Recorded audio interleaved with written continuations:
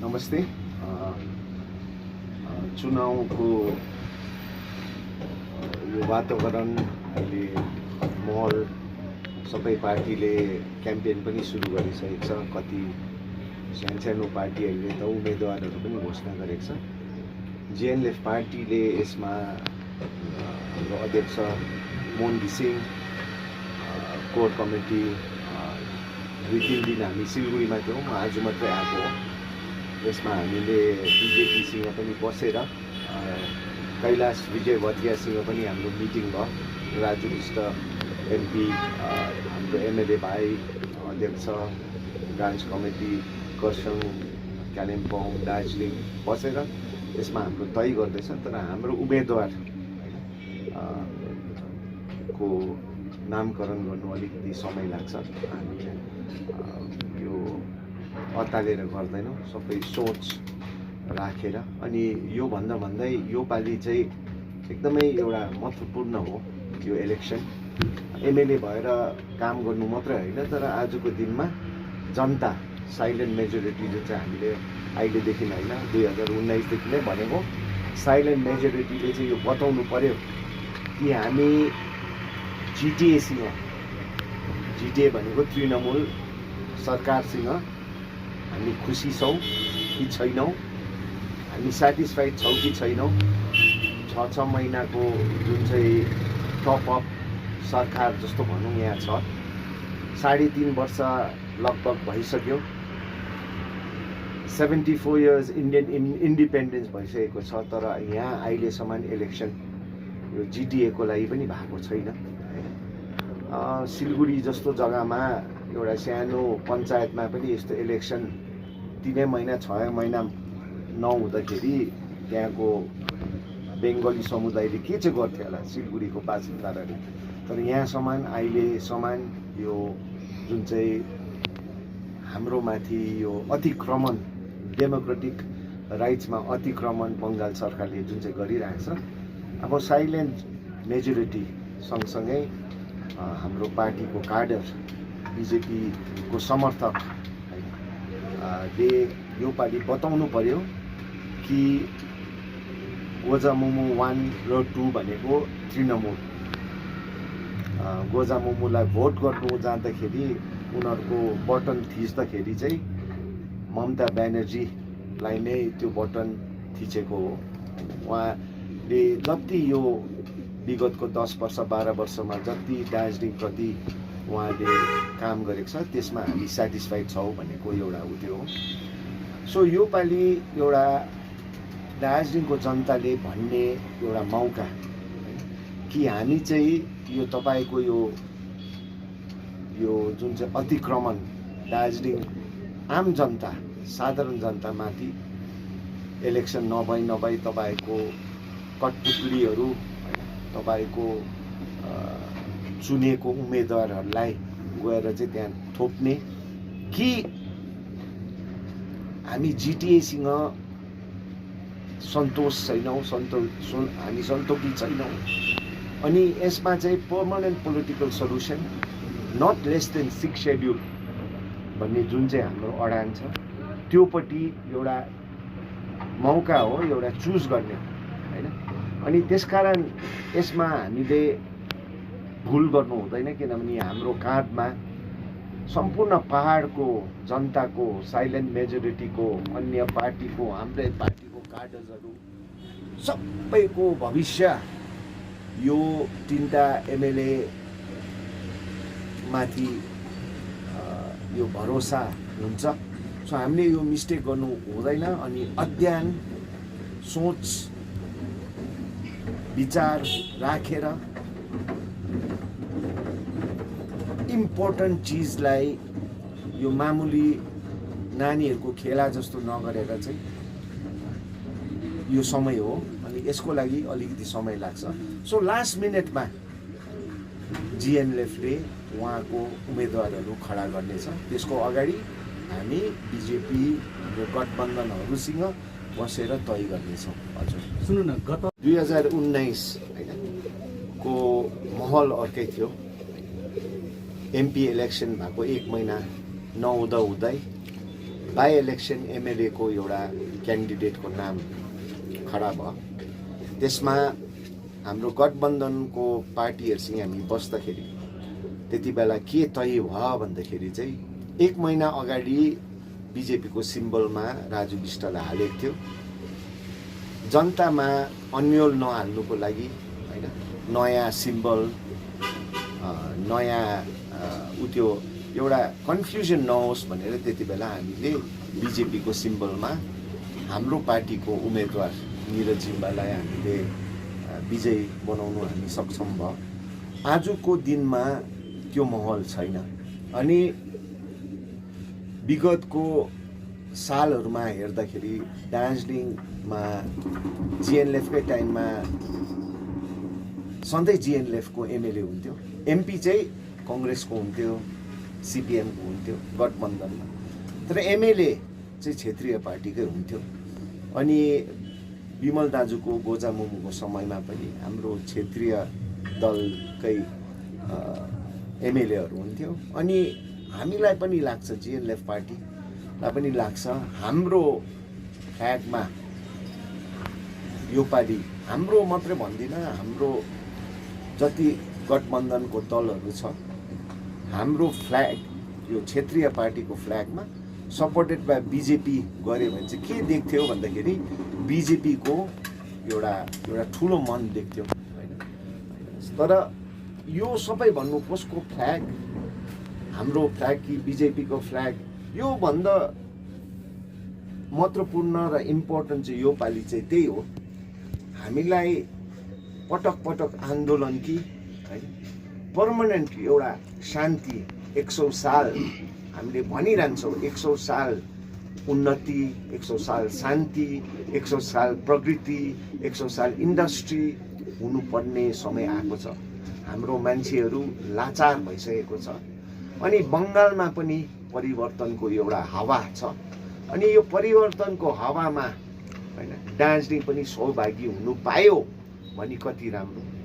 कैलाश विजयवर्गीयसँग हाम्रो मिटिङ हुँदाखेरि हामीले के चाहिँ उहाँहरूले चाहिँ के आश्वासन दिएको छ,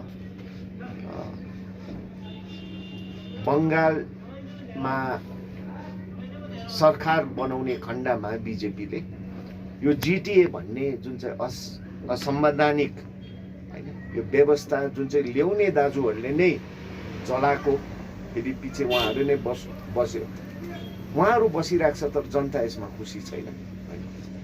यो छिटोभन्दा छिटो हैन 2 दिनभित्रमा यो बिओए भन्ने जुन चाहिँ 3.5 साल हामी जनताले भोग्नु परिरहेको छ, यो 2 दिनमा यो माने यसको घोषणा गरिहाल्ने, यो चाहिँ आइन्दादेखि दार्जिलिङ पार्कको लागि हुँदैन, पर्मानेन्ट पोलिटिकल सल्युसन हुनुपर्छ भनेर 2 दिनमै घोषणा गर्ने भनेर उहाँहरूले तय पनि गरिरहेको छ। सुन्नुहोस् न, यो गठबन्धनमा के त्यस्तो छाँट देखा परिरहेको छ तपाईँहरूको सोचमा? हेर्नुहोस्, आफ्नो पार्टीको आफ्नै उम्मेदवार भन्ने सबैलाई इच्छा हुन्छ, यो नेचुरल हो है।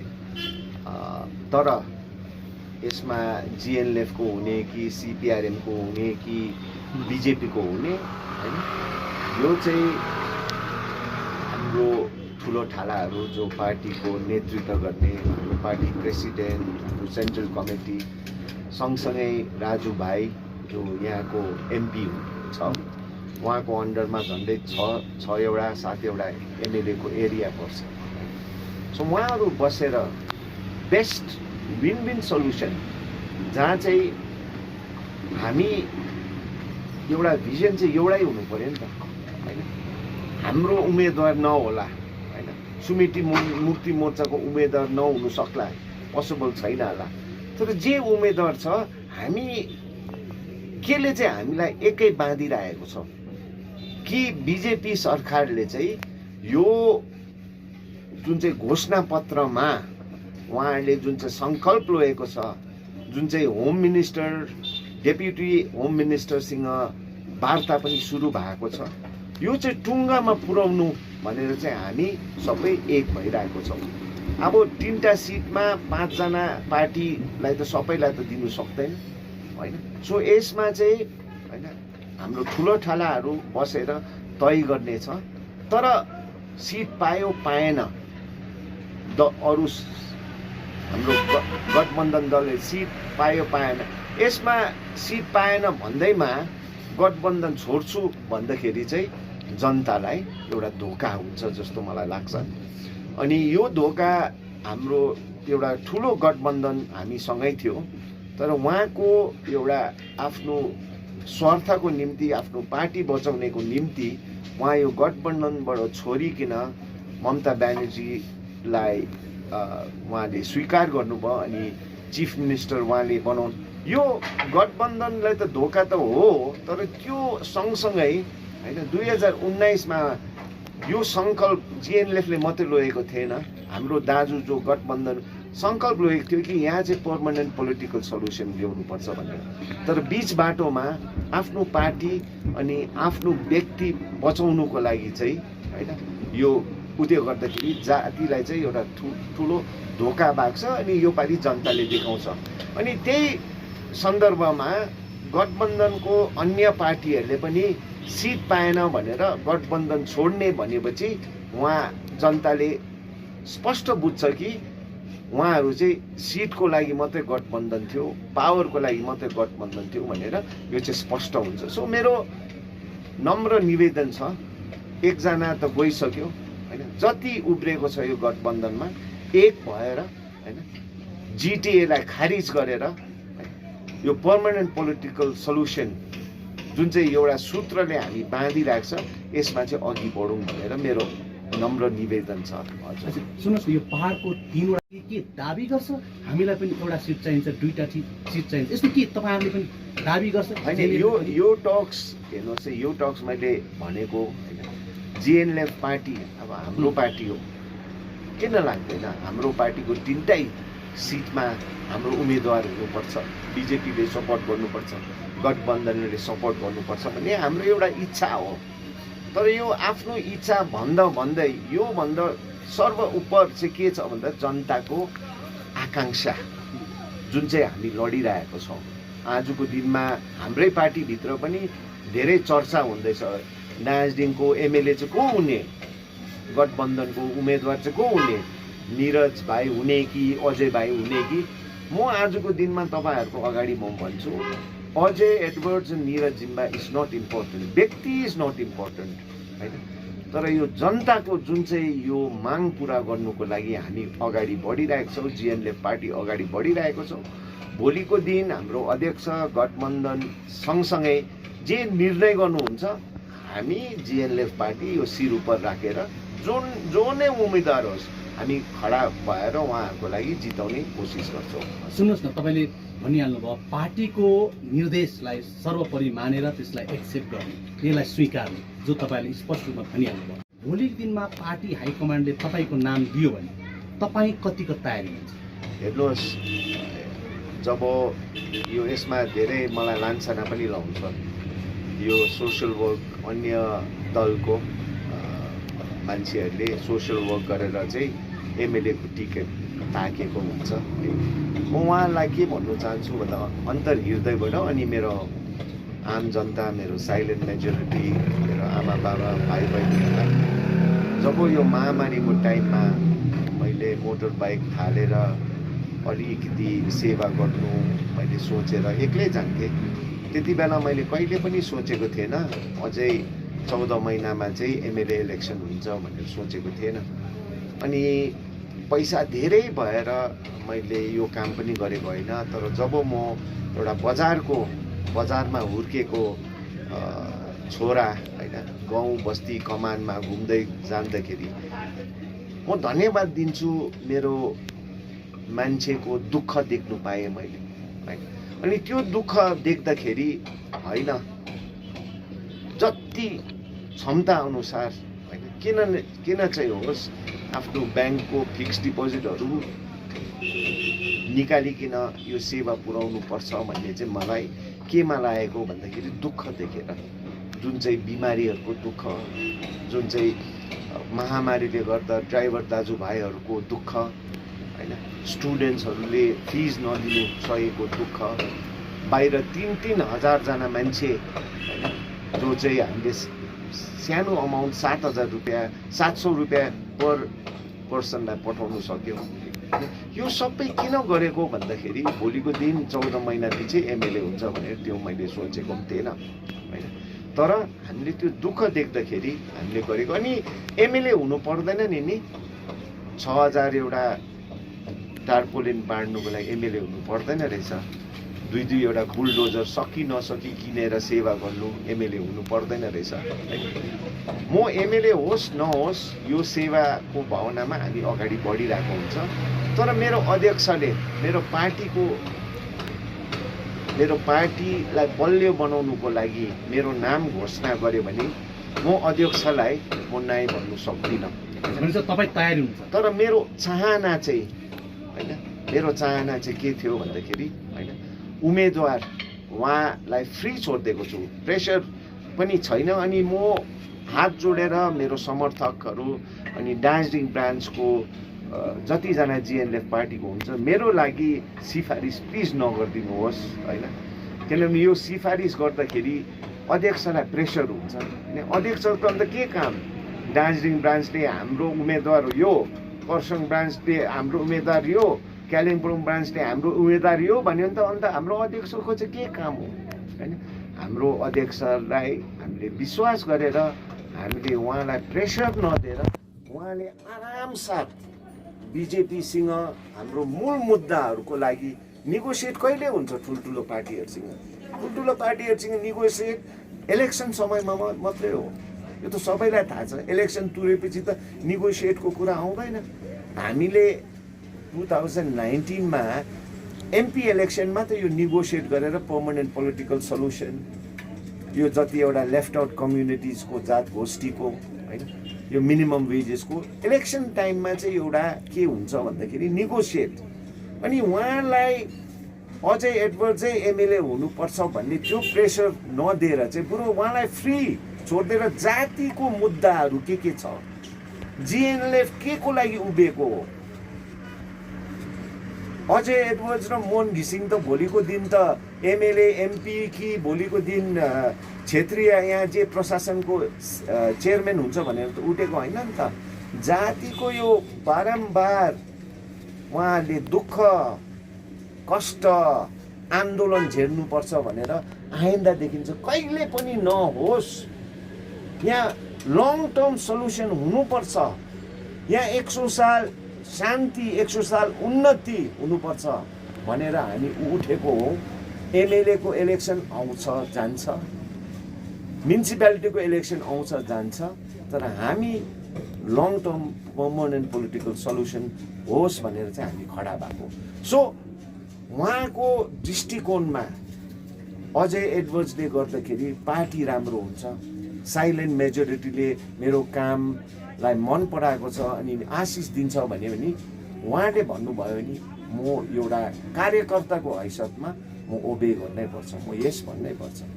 सुन्नुहोस् न, अब जारी गर्नु त्यसको लागि धेरै समय पनि छैन। तर एट द सेम टाइम हामीले यति बेला भुल पनि गर्नु हुँदैन। समय नष्ट हुन्छ नि त होइन। भुल गरेर 1 हप्ता अगाडि अनाउन्स गरेर होइन भोलिको दिन 5 साल हाम्रो समय नष्ट हुनु भएन नि त होइन। सो यसमा चाहिँ हामी इमान्दारपूर्वक होइन अनि सबैजनासँग कन्सल्टेसन गरेर होइन अनि राजु विष्ट जो चाहिँ यो एरियाको कैलाश विजयवर्गीयले उहाँलाई पनि एउटा रिस्पोन्सिबिलिटी दिएको छ होइन। गठबन्धनको सबैजनालाई लिएर होइन एउटा भिजन राखेर, भिजन चाहिँ के हो? पर्मनेन्ट पोलिटिकल सल्युसन यहाँ हुनुपर्छ। भिजन के हो? यहाँ यो 14 वर्षमा जुन चाहिँ भ्रष्टाचार भएको छ, आम जनता जुन चाहिँ दुःख पाएको छ, यो चाहिँ फेरि नदोहोरोस् भनेर चाहिँ यसमा। सो हामी जब यो सबै कम्प्लिट गर्छौँ, अझै 2-3 मिटिङ छ। राजु विष्ट भाइ अहिले दिल्ली गएको छ, उहाँ फर्केर फेरि हामी मिटिङ गरेर यो तय गर्छौँ। अनि जति छिटो हुन्छ त्यो पनि हामीलाई समय लाग्यो, किनभने सम्भव होला घोषणा हुनलाई जनताले कति दिन पर्खिनु पर्ने? अब हाम्रो यो महिनाभित्र चाहिँ म भन्न सक्छु, यो महिनाभित्र होइन, हुनु टाइम छैन, यो महिनाभित्र चाहिँ हामीले यो तय गर्छौँ, किनभने मेन चाहिँ यो जुन चाहिँ हामीले बिजेपीसँग जुन चाहिँ हामीले उहाँसँग एउटा विश्वास गरेको छ। अब धेरै मान्छेले भन्छ नि बिजेपीले गर्छ कि गर्दैन, होइन। अब यो भन्दै आएको कुरा हो, यो 12 साल, यो 10 सालमा जसवन्त सिंह र आलिवालियाको टाइममा जो गठबन्धनमा थियो उहाँले इमान्दारपूर्वक काम गरे कि गरेन, यो म प्रश्न गर्छु, किनभने के त गर्नु सकेन। तर आजको दिन यो भाइ राजु बिष्ट, होइन, हाम्रो भाग्य राम्रो छ जस्तो लाग्छ, किनभने हामीले यस्तो एमपी पायो। यो भाइ जेसुकै होस् काम चाहिँ गर्दैछ। हाम्रो सानो कुरादेखि लिएर, होइन, बिमारीहरू मात्रै हामीले कतिजना पठाइसकेको छ, होइन, जसको लागि चाहिँ 5 लाख 6 लाख 7 लाखसम्म आयो। अस्ति मात्रै एउटा गोर्खा त्यसको लागि एउटा मिनिमम क्वालिफिकेसन भन्दाखेरि हाम्रो एक्स आर्मीहरूले भेट्यो, 2 दिनमा काम गर्यो, होइन।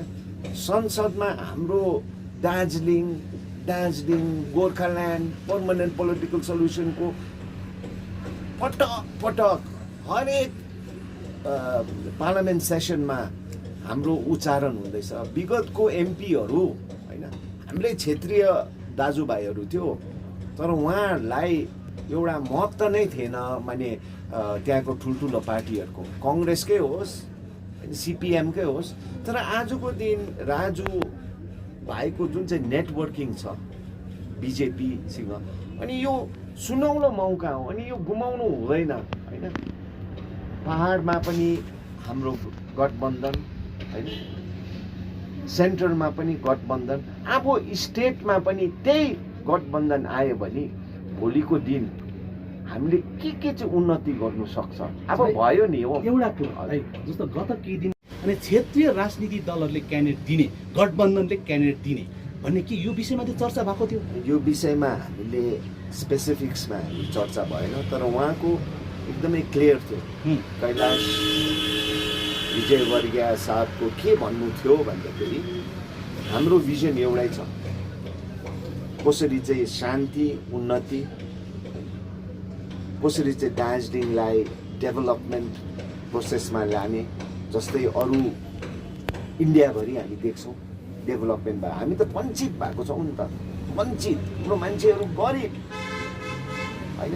सो यसको लागि हाम्रो भिजन एउटै हो, यसमा मिलेर गर्नुपर्छ, ग्राउन्ड रियालिटिज बुझेर, होइन, डिसिसन बनाउनुपर्छ। अनि जे डिसिसन हामी मिलेर, राजु भाइ हाम्रो गठबन्धन मिलेर गर्छौँ, हामी त्योमा ओके छौँ भनेर भनेको छौँ। ग्राउन्ड रियालिटिज बुझेर कुरा बुझ्नु भयो।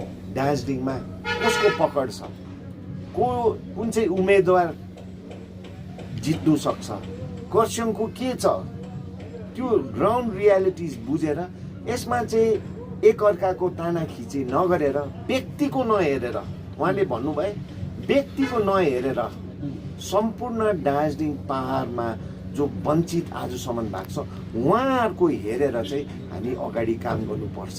अनि सत्तामा भोलि बङ्गालमा आयो भने सबैको लागि जग्गा हुन्छ, तर आजको दिन, होइन, खिचातानी चाहिँ नगरिदिनु भनेर उहाँको अनुरोध।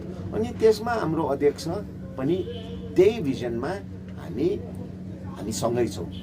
भाइ एउटा अन्तिम तपाईँलाई प्रश्न है मेरो, केही महिना अघि तपाईँसँग एउटा यसरी नै तपाईँको इन्टरभ्यूमा तपाईँले भन्नुभएको थियो अब हुने चुनावमा, बङ्गाल विधानसभा चुनावमा यदि भारतीय जनता पार्टीले आफ्नो वचन पुरा नगरेको खण्डमा हामी जनतालाई के भनेर चाहिँ उहाँलाई फेरि हामीले भोट माग्ने, र त्यो कारणले अब स्थायी राष्ट्रिय समाधान होस् या 11 जात गोष्ठी होस्, दुईटामा एउटा चाहिँ बिजेपीले छिराउनु पर्छ, दिनुपर्छ भन्ने जो तपाईँको एउटा बयान थियो। तर स्थायी राष्ट्रिय समाधानको कुरा पनि आएन, अनि 11 जनजाति पनि छिरेन। अब तपाईँहरू भोटमा जाने तयारी गरिरहनु भएको छ, जनतालाई के भन्नुहुन्छ? हेर्नुहोस्, मैले यो भनेको थिएँ, होइन, त्यो समयमा हामीले एउटा फ्रेन्डली प्रेसर, होइन, प्रेसर त दिनु पर्यो नि त, होइन। अब बिजेपीकोबाट मैले जुत्ता थापेको छु कि पैसा थापेको छु कि, अब त्यो अर्कै कुरा भयो, म प्रेसर दिनु सक्दिनँ। तर जब हामीले हाम्रो मुद्दाको लागि मात्रै साथ दिएको छौँ, अनि राजु बिष्ट भाइलाई पनि सोध्यौँ हुन्छ कि हामीले के पायो कि बिजेपीबाट कि के माग्यो पनि, पैसा रुपियाँ होस् कि अरू चिजहरू होस्, हो हामीले गरिब दुखीहरूको बिमारीहरूको लागि हामीले प्राइम मिनिस्टर्स रिलिफ फन्डमा हामीले अप्रोच गरेँ, तर त्यो पनि पक्षपात गरेनौँ, कुन चाहिँ पार्टीको होइन, कुन चाहिँ बिमारी कहाँको रहेछ हामीले गरेनौँ होइन। अब के भयो भन्दाखेरि अध्यक्षले के भन्यो भन्दाखेरि सिन्सियरिटी बिजेपीको हामीले कहिले चाहिँ उहाँहरूले ठोस काम पर्मनेन्ट पोलिटिकल सल्युसनको लागि ठोस काम गऱ्यो भने चाहिँ हामीले उहाँहरूसँग सो ठोस काम चाहिँ हाम्रो प्रति के लाग्छ भन्दाखेरि दुईवटा meeting on permanent political solution with home minister with deputy minister, अनि आउँदो दिन पनि यो जुन चाहिँ वार्ता छ यो अगाडि बढाउने। अब हेर्नुहोस् है, हाम्रोमा दुईटा चोइस छ। जनतालाई म भन्नु भाइको कुरा काट्दै त्यो तपाईँले भन्नुभयो भारतीय जनता पार्टीले 2वटा मिटिङ कल गरे, तर ती मिटिङ मध्ये भारतीय जनता पार्टीले मिटिङ कल पनि गरेको थियो गोर्खाल्यान्ड इस्युलाई लिएर, तर 24 घण्टाको अन्तरालमा त्यो वार्ताको विषयवस्तु परिवर्तन पनि गरिरहेको थियो। होइन भएको थियो नि पहिला भयो त्यो त जब विमल गुरुङ दाजु होइन जब गठबन्धनमा थियो उहाँहरूलाई मात्रै बोलायो, हामीलाई निम्ताएको थियो, हामी त जिटिएको लागि काम कुरा गर्नु जान्दैन भन्यो। उनीहरूको त 24 घण्टामा के चेन्ज भयो नि त होइन। तर त्यो पछि जब विमल गुरुङ गठबन्धन सरकार त त्यही त हो होइन, जब अब त्यति बेला गृहमन्त्री त्यही हो, त्यति बेला तपाईँहरू पनि गठबन्धन हुनुहुन्थ्यो, त्यो वार्ता कल गरेको थियो गोर्खाल्यान्डको विषयवस्तुमाथि, तर 24 घण्टाको अन्तरालमा वार्ताको विषयवस्तु परिवर्तन त भएकै हो। यसलाई तपाईँले एक्सेप्ट गर्नुहोस्। कसको त्यो विफल भयो भन्नुहोस् त। अच्छा, विफलको भयो जो चाहिँ नेगोसिएट गर्नु गएको थियो गोर्खाल्यान्डको लागि, त्यति बेला त जिएनएलएफ पार्टी थिएन नि त। तर लगातार जब विमल दाजु गठबन्धनबाट निक्लियो, हामीले त पर्मनेन्ट पोलिटिकल सल्युसनको लागि नै दुईचोटि वार्ता गऱ्यो नि त। अब विमल दाजुको विफल, उहाँले केमा सम्झौता केमा कुरा गोर्खाल्यान्डको भन्यो, जिटिएको कुरा गर्यो, अनि त्यो जिटिएको त्यसमा के कुरा भएछ आजको दिनमा हामीले चाल पायो होइन। पुलिस केस हटाउने पनि मेन मुद्दा त उहाँहरूको त त्यो पुलिस केस हटाउने थियो होइन। सो उहाँको त्यहाँ के आश्वासन मात्रै भयो होला, हुँदैन, ममता ब्यानर्जीले नै पुलिस केस हटाउँछ भने उहाँहरू गयो। तर उहाँहरू छोडेपछि हाम्रो बाटो के भयो भन्दा क्लियर भयो जनताको लागि होइन। जे कुरा छ जिटिएको कुरा गरेनौँ नि त हामीले त पर्मनेन्ट पोलिटिकल सल्युसन। सो हामीलाई लाग्छ हेर्नुहोस् है, जनताको अगाडि आम जनताको लागि भेरी क्लियर छ यो पालि दुईटा चोइस छ। हेर्नुहोस् हो बिजेपीले 10 सालमा के गर्नु सकेन, तर राजु बिष्ट भाइ आएको 2 साल लगभग हुँदैछ नि त, अझै 3 साल छ नि त।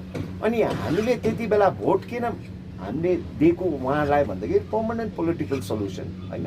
अब हेर्नुहोस् है दुईटा चोइस छ, हेर्नुहोस् है दुईटा चोइस। एउटा चाहिँ टिएमसी सरकार छ होइन, जो चाहिँ विमल दाजु र अनित थापा दाजुले हाम्रो उम्मेदवार हाम्रै हो भनेपछि पनि तर बुझ्नुपर्छ कि उहाँहरूले चाहिँ ममता ब्यानर्जीलाई चाहिँ फेरि चिफ मिनिस्टर बनाउनु भनेर चाहिँ मैदानमा निक्ले, स्पष्ट छ। सो उहाँको सोच विचार के छ, हाम्रो यही जिटिए नामकरण अलिकति चेन्ज गरेर तर यही जिटिए दिनु उहाँको सङ्कल्प त्यही छ। त्योभन्दा ठुलो गर्नु सक्दैन त उहाँको सब्जेक्ट बाहिर हो। अब यतापट्टि चाहिँ हाम्रो के छ भन्दाखेरि पर्मनेन्ट पोलिटिकल सल्युसन हुने एउटा सम्भावना छ, एउटा होप छ, एउटा आशा छ। ममता ब्यानर्जी र टिएमसीको दार्जिलिङप्रति के होप छ भन्दाखेरि जिटिए मात्रै, त्यहाँदेखि अर्को आशा पनि नगरे पनि हुन्छ। हेर्नुहोस् हाम्रो म्युनिसिपालिटीको दाजुभाइहरूलाई सोध्नुहोस् न, बिचराहरू टिएमसी सरकारलाई को युनियन जोइन गर्यो, तर फरिद हाकिमले के भन्यो, तिमीहरूको पर्मनेन्ट हुँदैन, त्यो 3टा सिट हामी इन्ट्रेस्टेड पनि छैन, तिमीहरू जे गर।